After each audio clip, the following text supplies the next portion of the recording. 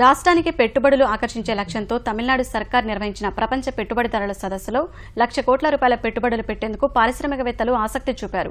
చెన్నైలో జయలలిత సర్కారు నిర్వహించిన 2 రోజుల సదస్సుకు హాజరైన పారిశ్రామికవేత్తలు ఆ మేరకు ఒప్పందాలు ఖరారు చేసుకున్నారు. ఈ సదస్సుకు మొత్తం 5,000 మంది పారిశ్రామికవేత్తలు హాజరు కాగా 1,000 మంది విదేశీయులే ఉన్నారు. విజన్ తమిళనాడు 2023 కార్యక్రమంలో భాగంగా పెట్టుబడుల ఆకర్షణ కోసం ప్రభుత్వం నిర్వహించిన సదస్సులో మౌలిక సదుపాయాలు పెంచేందుకు తమ ప్రభుత్వం విశేష కృషి చేస్తోందని జయలలిత చేసిన ప్రకటనపై పారిశ్రామికవేత్తలు సానుకూలంగా స్పందించి పెట్టుబడులు పెట్టేందుకు సంసిద్ధత వ్యక్తం చేశారు.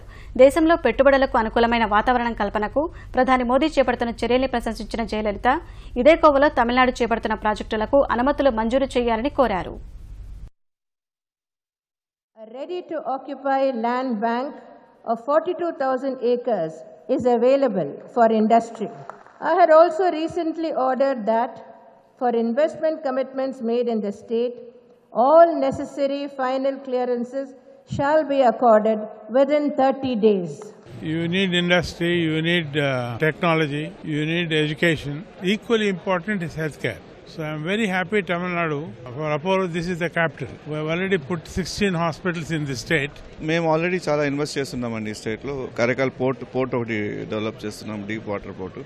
మళ్ళీ ఒక పెద్ద టౌన్షిప్ ఒకటి చేస్తున్నాము, SEZ ఇన్ఫ్రాస్ట్రక్చర్ ప్రాజెక్ట్స్ మీద.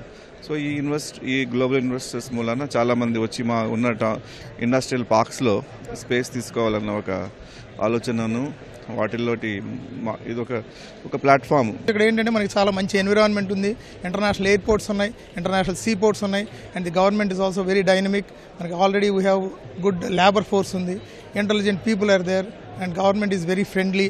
సో ఈ గ్లోబల్ ఇన్వెస్టర్స్ మీట్ వలన ఫ్యూచర్లో ఇంకా డైనమిక్గా ఈ స్టేట్లో ఇండస్ట్రీస్ రావడానికి అవకాశం ఉంది.